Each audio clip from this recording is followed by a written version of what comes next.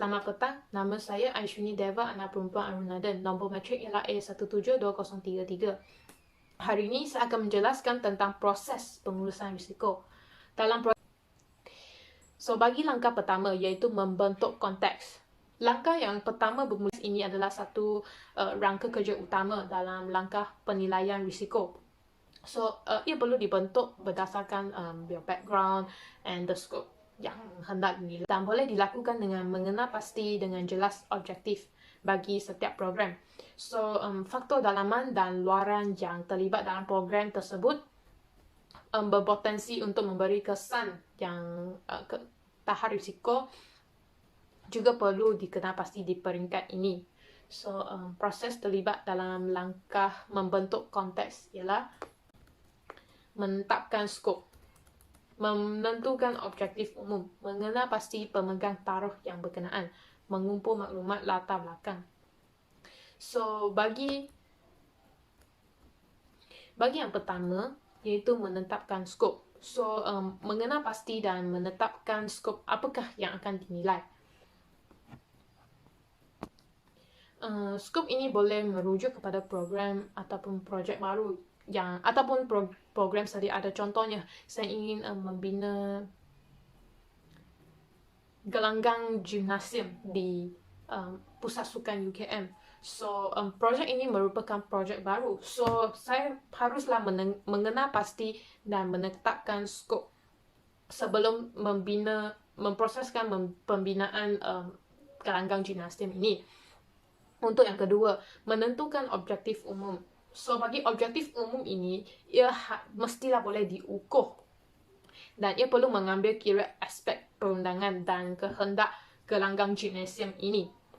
Untuk yang ketiga, mengenal pasti pemegang taruh yang berkenaan. Bagi yang ketiga ini adalah untuk to pick a person who can in charge of this scope and to explain the job scope of each and every one of them who are involved in this project. Bagi mengumpul maklumat latar belakang,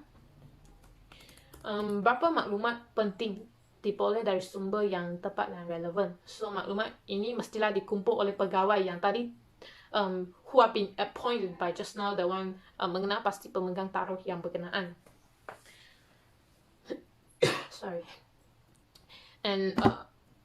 Pegawai yang dilantik ini haruslah mengumpul maklumat yang relevan untuk mengelakkan keliruan sumber informasi pada masa akan datang.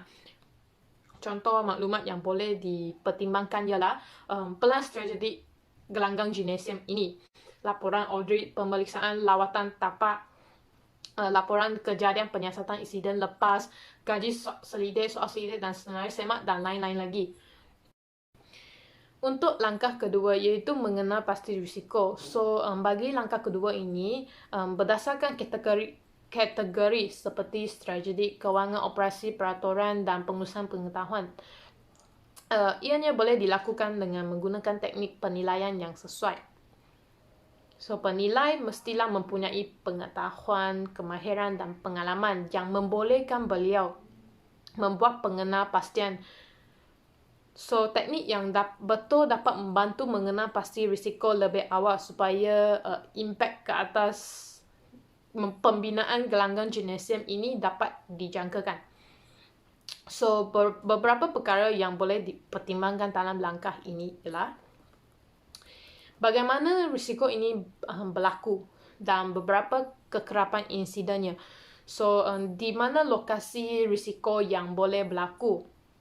Apakah perkara yang berkemungkinan akan mengganggu pencapaian pembinaan gelanggang gimnasium ini?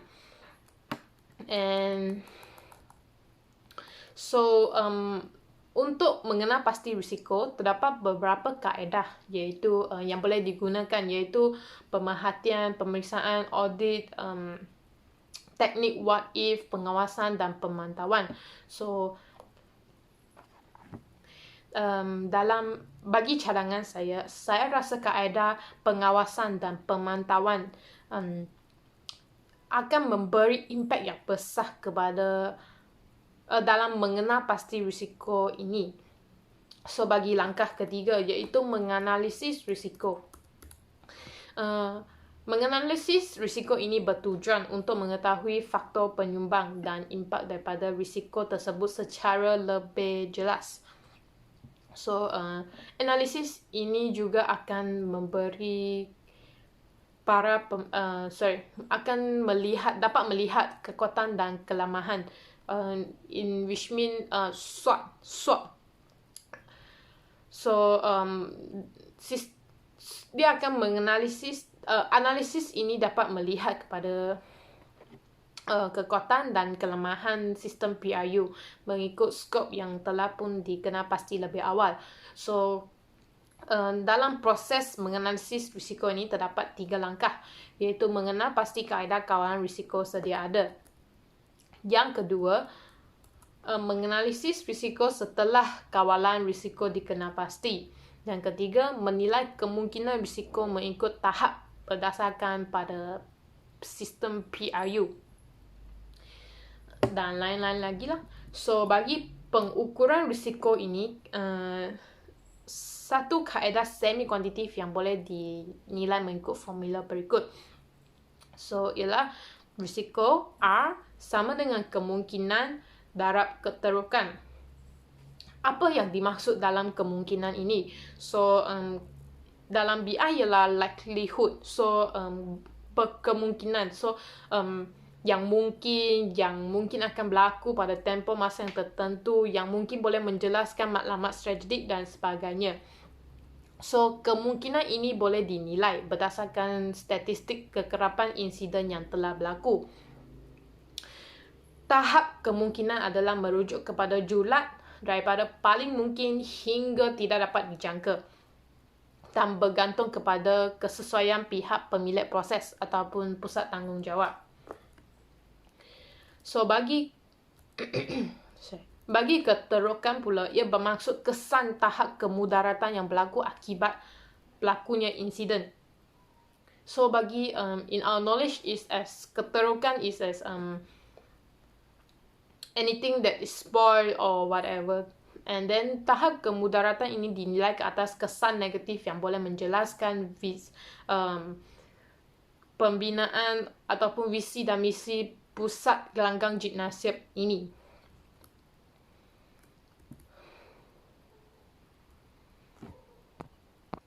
So, bagi langkah keempat iaitu menilai risiko.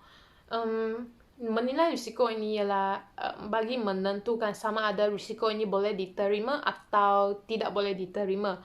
So, penilai hendak mempertimbangkan beberapa faktor penting seperti berikut sebelum ke langkah yang seterusnya.